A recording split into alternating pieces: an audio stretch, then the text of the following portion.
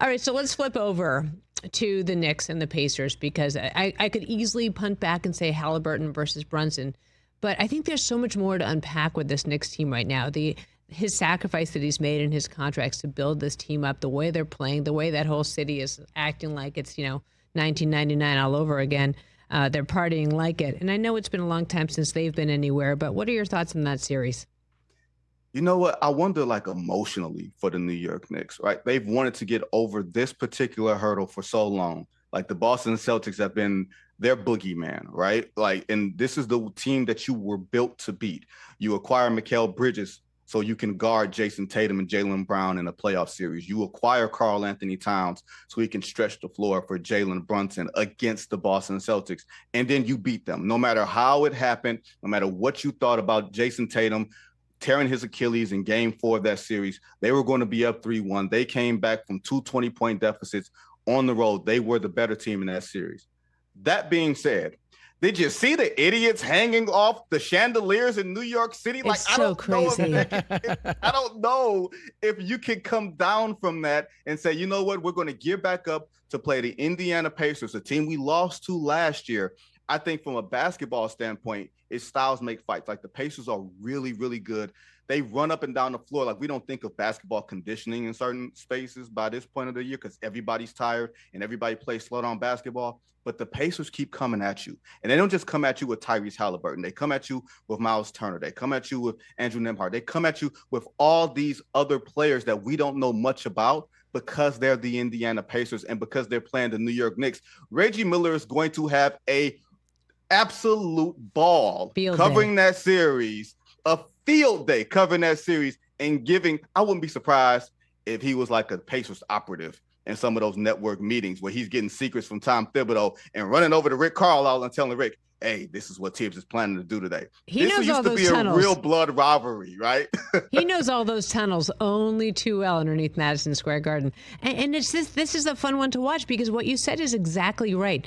Why does it feel like every year with Indiana, there's names you're like, wait, I never heard of that guy before.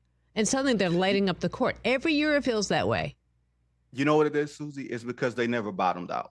They never did the tank thing that everybody says. Oh, you got a tank to get the number 1 pick, and then you start building. They start building from the middle. They get Tyrese Halliburton in the middle of the lottery, on the back end of the lottery. Miles Turner has been there for years, and we've been trying to, not saying we, but the NBA world has been trying to trade Miles Turner to the Lakers or to Team X for years, and they've held on to him.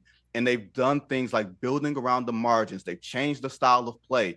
And the NBA has caught up to them. They've gotten ahead of where the league was going. So I think this is a refreshing story in terms of team building. You get tough players who are also skilled. This is not the NBA where you got the bruisers and then you've got the pretty guys. You've got these bruisers who can also play skilled basketball. That's why they beat the Cleveland Cavaliers and beat them soundly. So I think they are a modern day success story on team building. Tyrese Halliburton was no one's number 1 pick coming out of the draft. No one thought he was going to be this generation Steve Nash, which is what he looks like. People thought he was overrated. He talks in 2 voices. His daddy's out here confronting players. Like there's so much texture here in this series, Suzy. I'll be out west, but I wouldn't mind being at Madison Square Garden seeing Tyrese Halliburton be the villain in New York City. Because there's no better place to watch a game. There's still no better place to watch a game than there. It is so much fun. It just it smells like a ball game. It just looks like a ball. It just feels special watching a game in the Garden. What's your favorite place to watch a game? It might be the Garden. I am partial, Suzy, to being in Los Angeles because of some of the other things that come around courtside in LA. Oh. But I am a man of a certain age. You know what I mean? Like, I like the parade? Is that what you're saying? I like to see what doctors are actually at the game. Sure. You find out what doctors are there. You get what I'm saying? Yeah, I do. I think I know what you're saying. Like Jay and Dre. I don't know. You guys understand what I'm saying. You find out what the let's say the attributes. You find out what there we go. The latest trends. Right. The attributes. You find out what factory settings are no longer factory settings anymore. That's what I like seeing in LA. But as far as basketball, upgrades. Madison Square. Sometimes people forget to get dressed when they go to games. Sometimes people show up and I'm like, oh, you forgot your pants. It was a conscious decision. Catch the Rich Eisen Show live weekdays from 12 to 3 p.m. Eastern on Roku Sports Channel in the U.S.